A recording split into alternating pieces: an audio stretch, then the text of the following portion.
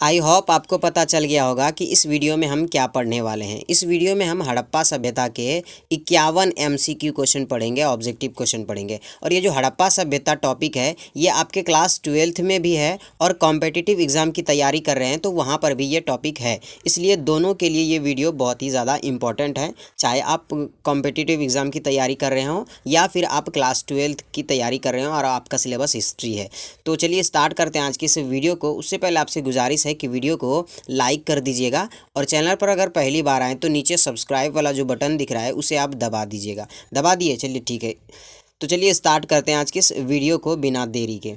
तो पहला प्रश्न आपके सामने कह रहा है कि सिंधु घाटी सभ्यता के शहरों की गलियां थी। तो आपके पास 4 ऑप्शन है। अगर इन 4 ऑप्शन में से कोई आंसर आपको पता है तो कमेंट में आप लिख सकते हैं, उससे हमें कोई दिक्कत नहीं है। तो इसका राइट आंसर हो जाएगा ऑप्शन ए, चौड़ी और सीधी होती थी सिंधु घाटी सभ्यता की सड़कें। किस प्रकार से होती थी? चौड़ी और सीधी होती थी सिंधु घाटी सभ्यता की सड़कें। उसके बाद अगला प्रश्न आपके सामने है, हड़प्पा के खंडहर निम्नांकित में से किस नदी के तट पर पाए जाते हैं? तो इसका राइट आंसर हो जाएगा ऑप्शन ए, रावी नदी के तट पर हड़प्पा खंडहर पाए जाते हैं। कहाँ पर पाए जाते हैं? रावी नदी के तट पर। ऑप्शन ए आपका बिल्कुल सही हो जाएगा। उसके बाद अगला प्रश्न आपके सामने है, मोहनजोदड़ो के खंडहर निम्नांकित में से किस नदी के तट पर पाए जाते हैं? मोहनजोदड़ो के खंडहर पूछे जा रहे हैं। तो इसका राइट आंसर हो जाएगा ऑप्शन डी, सिंधु नदी के तट पर पाए जाते हैं मोहनजोदड़ो के खंडहर। ऑप्शन डी आपका बिल्कुल सही हो जाएगा। उसके बाद अगला प्रश्न आपके सामने है, मोहनजोदड़ो में सबसे बड़ा भवन कौन सा है? तो मोहनजोदड़ो में जो सबसे बड़ा भवन है वो है धान्यागार। ऑप्शन बी आपका बिल्कुल सही हो जाएगा। धान्यागार मोहनजोदड़ो में सबसे बड़ा भवन है। ये मोस्ट इंपॉर्टेंट क्वेश्चन, इसे आप याद रखिएगा। उसके बाद अगला प्रश्न आपके सामने है, विशाल स्नानागार जिसे ग्रेट बाथ कहते हैं ये कहाँ मिला था? तो इसका राइट आंसर हो जाएगा ऑप्शन डी, मोहनजोदड़ो से मिला था विशाल स्नानागार। कहाँ से मिला था? मोहनजोदड़ो से। ऑप्शन डी आपका बिल्कुल सही हो जाएगा। उसके बाद अगला प्रश्न आपके सामने है, सिंधु घाटी सभ्यता की लिपि कौन सी है? तो आपके पास 4 ऑप्शन है। इसका राइट आंसर हो जाएगा ऑप्शन डी, ज्ञात नहीं है। यानी कि यहाँ की जो लिपि है वो चित्रात्मक लिपि है, लेकिन इस लिपि को अभी तक कोई पढ़ा नहीं जा सका है, इसलिए ये अज्ञात मानी जाती है। ठीक है, अज्ञात नहीं है ये कि किस प्रकार से लिपि है। ऑप्शन डी आपका बिल्कुल सही हो जाएगा। अगर चित्रात्मक लिपि होती है तो उसे आप टिक कर सकते हैं। उसके बाद अगला प्रश्न आपके सामने है, देवी माता की पूजा संबंधित थी। तो इसका राइट आंसर हो जाएगा ऑप्शन सी, सिंधु सभ्यता के साथ। सिंधु सभ्यता में देवी माता की पूजा की जाती थी। क्वेश्चन 7 का जो राइट आंसर हो जाएगा ऑप्शन सी, सिंधु घाटी सभ्यता में देवी माता की पूजा की जाती थी। उसके बाद अगला प्रश्न आपके सामने है, सिंधु घाटी सभ्यता के पतन नगर यानी कि बंदरगाह कौन सा था? तो इसका राइट आंसर हो जाएगा ऑप्शन बी, लोथल जो था वो सिंधु घाटी सभ्यता का बंदरगाह था। ऑप्शन बी आपका बिल्कुल सही हो जाएगा। लोथल सिंधु घाटी सभ्यता का बंदरगाह था। उसके बाद अगला प्रश्न आपके सामने है, सिंधु घाटी के लोगों की एक महत्वपूर्ण रचना निम्नलिखित में से किसकी मूर्ति है? यानी कि सिंधु घाटी सभ्यता में एक मूर्ति पाई गई है तो वो मूर्ति जो है वो किसकी है? तो इसका राइट आंसर हो जाएगा ऑप्शन डी, नृत्य करती हुई मूर्ति दिखाई गई है सिंधु घाटी सभ्यता में, यानी कि नाचती हुई एक मूर्ति को दिखाया गया। ऑप्शन डी आपका बिल्कुल सही हो जाएगा, नृत्य करती हुई मूर्ति को दिखाया गया है। उसके बाद अगला प्रश्न आपके सामने है, लोथल नामक स्थान पर निम्नलिखित सभ्यताओं में से किसका जहाजी मालघाट था? तो इसका राइट आंसर हो जाएगा ऑप्शन ए, सिंधु घाटी सभ्यता जो था इसके पास जहाजी मालघाट था। ऑप्शन ए आपका बिल्कुल सही हो जाएगा, जहाजी मालघाट सिंधु घाटी सभ्यता के लोगों के पास था। उसके बाद अगला प्रश्न आपके सामने है, मोहनजोदड़ो में सबसे बड़ी इमारत कौन सी है? मोहनजोदड़ो जो है वहाँ पर सबसे बड़ी इमारत कौन सी है? तो इसका राइट आंसर हो जाएगा option B, great granary. Great granary जो है वो मोहनजोदड़ो में सबसे बड़ी इमारत है। ऑप्शन बी आपका बिल्कुल सही हो जाएगा, ग्रेट ग्रेनरी। उसके बाद अगले क्वेश्चन की ओर बढ़ते हैं। तो अगला प्रश्न आपके सामने है, सिंधु अर्थव्यवस्था की ताकत थी, यानी कि सिंधु घाटी अर्थव्यवस्था जो थी वो किस चीज़ पर टिका हुआ था? तो इसका राइट आंसर हो जाएगा ऑप्शन ए, कृषि पर टिका हुआ था, क्योंकि वहाँ के ज़्यादातर जो लोग थे वो कृषि करते थे, ठीक है, यानी कि खेती करते थे, प्राथमिक क्रियाकलाप के लोग वहाँ पर ज़्यादा थे। उसके बाद अगला प्रश्न आपके सामने है, सिंधु घाटी की सभ्यता के लोग किसकी पूजा करते थे? किस यानी कि किस भगवान को मानते थे? तो इसका राइट आंसर हो जाएगा ऑप्शन बी, पशुपति को मानते थे। ऑप्शन बी आपका बिल्कुल सही हो जाएगा, पशुपति को मानते थे। ऑप्शन बी आपका बिल्कुल सही हो जाएगा। उसके बाद अगला प्रश्न आपके सामने है, हड़प्पा टीले का सर्वप्रथम उल्लेख किसके द्वारा किया गया? हड़प्पा टीले का उल्लेख सर्वप्रथम किसके द्वारा किया गया?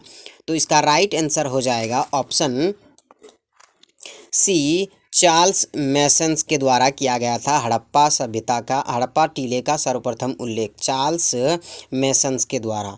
उसके बाद अगले क्वेश्चन की ओर बढ़ते हैं। तो अगला प्रश्न आपके सामने है, मोहनजोदड़ो का उत्खनन कार्य कब हुआ?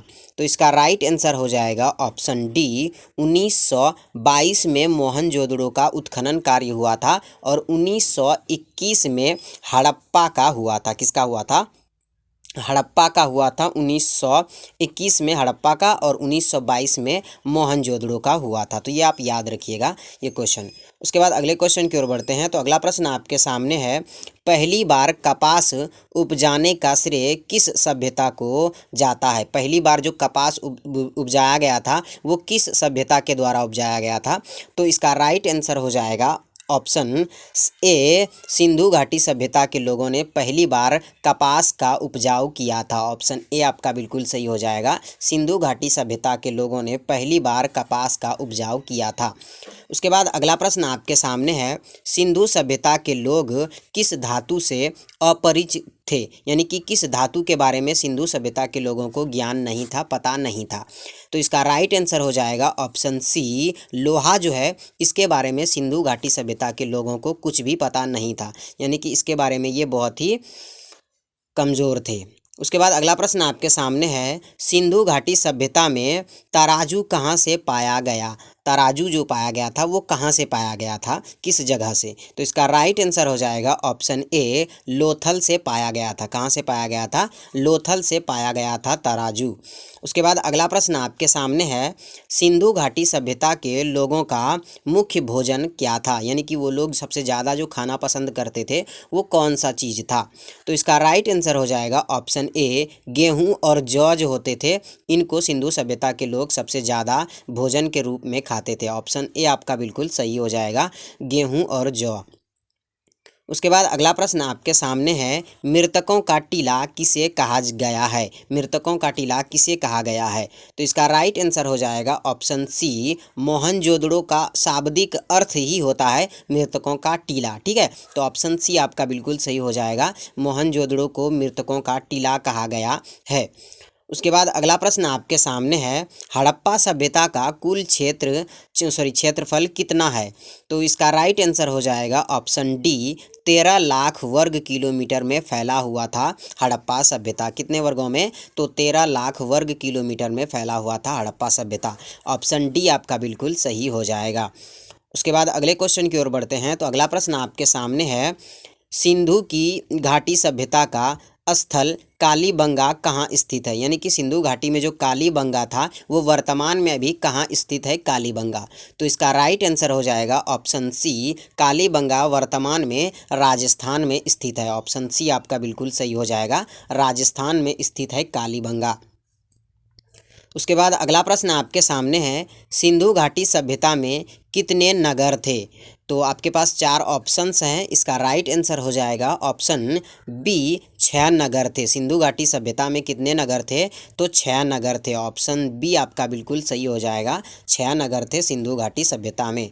उसके बाद अगला प्रश्न आपके सामने है, सिंधु घाटी में कितनी राजधानियाँ थी? जो सिंधु घाटी थी वहाँ पर कितनी राजधानी थी? तो इसका राइट आंसर हो जाएगा ऑप्शन ए, 2 राजधानी थी सिंधु घाटी में। कौन सी थी? 2 राजधानी थी। ऑप्शन ए आपका बिल्कुल सही हो जाएगा, सिंधु घाटी की 2 राजधानी थी। उसके बाद अगला प्रश्न आपके सामने है, हड़प्पा सभ्यता किस युग की सभ्यता थी? हड़प्पा सभ्यता को किस युग की सभ्यता कहा जाता है? तो इसका राइट आंसर हो जाएगा ऑप्शन ए, कांस्य युग की सभ्यता कहा जाता है। ऑप्शन ए आपका बिल्कुल सही हो जाएगा, कांस्य युग की सभ्यता कहा जाता है। ऑप्शन ए आपका बिल्कुल सही हो जाएगा। उसके बाद अगला प्रश्न आपके सामने है, हड़प्पा सभ्यता के निवासी थे, यानी कि वहाँ के जो लोग थे वो किस प्रकार के थे? हड़प्पा सभ्यता के लोग निवासी। तो इसका राइट आंसर हो जाएगा ऑप्शन सी, शहरी लोग थे। शहरी लोग थे यानी कि शहर के तरह थे, नगरीय लोग थे। ठीक है, ऑप्शन सी आपका बिल्कुल सही हो जाएगा, नगरीय लोग थे या शहरी लोग थे। उसके बाद अगले क्वेश्चन की ओर बढ़ते हैं। तो अगला प्रश्न आपके सामने है, निम्नलिखित में से किस पदार्थ का उपयोग हड़प्पा काल की मुद्राओं के निर्माण में मुख्य रूप से किया जाता था? यानी कि हड़प्पा सभ्यता में जो मुद्राएं बनाई जाती थी, हड़प्पा सभ्यता में जो मुद्राएं बनाई जाती थी वो किस पदार्थ का उपयोग किया जाता था उसमें? तो इसका राइट आंसर हो जाएगा ऑप्शन ए, टेराकोटा का प्रयोग किया जाता था। किसका? टेराकोटा का। ऑप्शन ए आपका बिल्कुल सही हो जाएगा, टेराकोटा का प्रयोग किया जाता था हड़प्पा सभ्यता में मुद्रा बनाने के लिए। उसके बाद अगला प्रश्न आपके सामने है, हड़प्पा कालीन मुहरें अधिकांश बनी थी, यानी कि हड़प्पा सभ्यता में जो मुहरों का इस्तेमाल किया जाता था वो किस चीज़ की बनी होती थी? तो इसका राइट आंसर हो जाएगा ऑप्शन ए, सेल खड़ी की बनी होती थी। ऑप्शन ए आपका बिल्कुल सही हो जाएगा, सेल खड़ी की बनी होती थी हड़प्पा सभ्यता की मुहरें। ऑप्शन ए आपका बिल्कुल सही हो जाएगा। उसके बाद अगला प्रश्न आपके सामने है, हड़प्पा के निवासी किस खेल में रुचि रखते थे? यानी कि हड़प्पा सभ्यता के जो लोग थे वहाँ के लोग मनोरंजन के लिए कौन सा खेल खेलना पसंद करते थे? तो इसका राइट आंसर हो जाएगा ऑप्शन डी, शतरंज की तरह एक खेल मिला है, उसी खेल को वो लोग खेलना पसंद करते थे। ऑप्शन डी आपका बिल्कुल सही हो जाएगा, शतरंज। उसके बाद अगले क्वेश्चन की ओर बढ़ते हैं। तो अगला प्रश्न आपके सामने है, सिंधु सभ्यता के घर किस से बनाए जाते थे? तो सिंधु सभ्यता में जो घर होते थे वो किस चीज़ के बनाए जाते थे? तो इसका राइट आंसर हो जाएगा ऑप्शन ए, ईंटों से बनाए जाते थे। ऑप्शन ए आपका बिल्कुल सही हो जाएगा, ईंटों से बनाए जाते थे।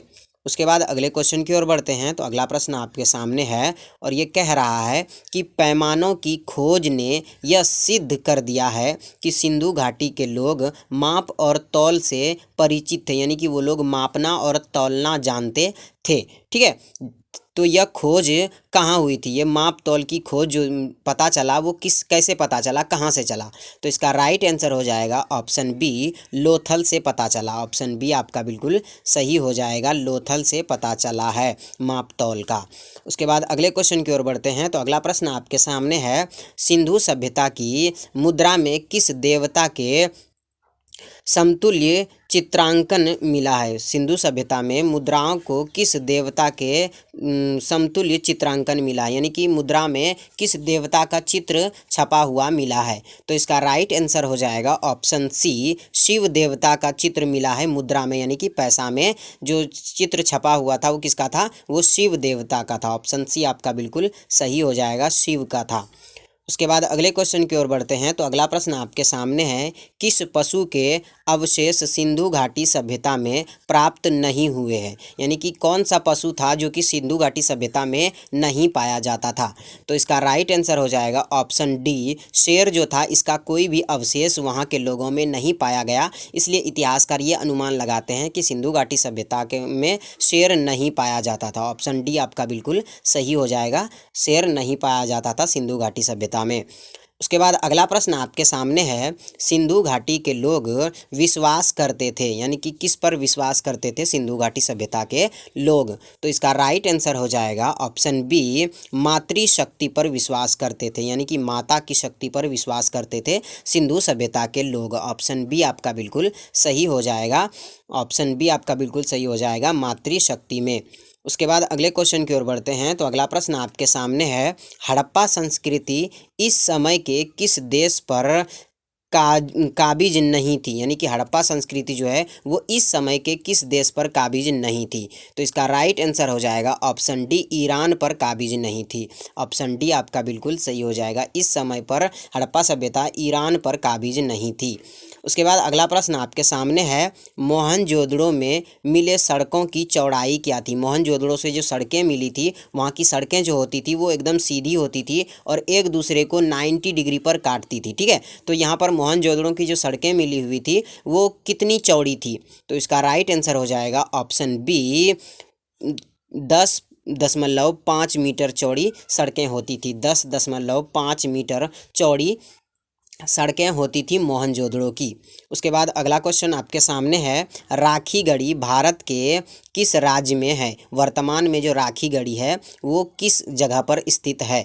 तो इसका राइट आंसर हो जाएगा ऑप्शन बी, हरियाणा में स्थित है राखी गढ़ी। कहाँ पर स्थित है? हरियाणा में स्थित है राखी गढ़ी। ऑप्शन बी आपका बिल्कुल सही हो जाएगा, हरियाणा में। उसके बाद अगला प्रश्न आपके सामने है, सिंधु घाटी सभ्यता का सबसे बड़ा स्थल कौन सा है? सिंधु घाटी सभ्यता में सबसे बड़ा स्थल जो मिला है वो कौन सा मिला है? तो इसका राइट आंसर हो जाएगा ऑप्शन सी, मोहनजोदड़ो जो था वो सिंधु घाटी सभ्यता का सबसे बड़ा स्थल था। ऑप्शन सी आपका बिल्कुल सही हो जाएगा, मोहनजोदड़ो।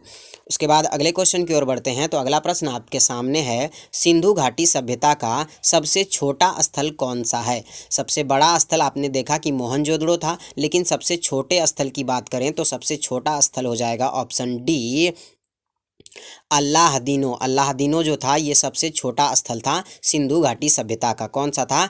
अल्लाहदीनो। अल्लाहदीनो सबसे छोटा स्थल था मोहनजोदड़ो का। ऑप्शन डी आपका बिल्कुल सही हो जाएगा। उसके बाद अगले क्वेश्चन की ओर बढ़ते हैं। तो अगला प्रश्न आपके सामने है, हड़प्पा या सिंधु घाटी सभ्यता, हड़प्पा या सिंधु घाटी सभ्यता दोनों जो है वो एक ही है। इसके पीछे की कहानी अगर आप सुनना चाहते हो मैं बता दूं कि हड़प्पा सभ्यता इसलिए कहा जाता है क्योंकि सबसे पहली बार जो उत्खनन किया गया था वो हड़प्पा में ही किया गया था, इसलिए क्या कहा जाता है, इसको हड़प्पा सभ्यता नाम दे दिया गया। लेकिन जब बाद में पूरे सभ्यता का उत्खनन हुआ तो पता चला कि ये सिंधु नदी के किनारे ये सभ्यता बसी हुई थी, तो इसलिए इसको सिंधु घाटी सभ्यता भी कहा जाता है। तो इसलिए आप समझ गए कि हड़प्पा सभ्यता इसे क्यों कहा जाता है और सिंधु घाटी सभ्यता भी इन्हें क्यों कहा जाता है, दोनों जो है वो एक ही है। उसके बाद तो क्वेश्चन ये कह रहा है कि हड़प्पा सिंधु घाटी सभ्यता में पवित्र पशु कौन सा था? यानी कि पवित्र पशु हड़प्पा सभ्यता के लोग किसको मानते थे? तो आपके पास 4 ऑप्शंस हैं। इसका राइट आंसर हो जाएगा ऑप्शन ए, कुबड़ा बैल और श्रृंग युक्त पशु। कुबड़ा जो बैल होता था और श्रृंग युक्त जो पशु होता था, इन दोनों को ये लोग सबसे पवित्र पशु मानते थे। ऑप्शन ए आपका बिल्कुल सही हो जाएगा, कुबड़ा बैल और श्रृंग युक्त पशु।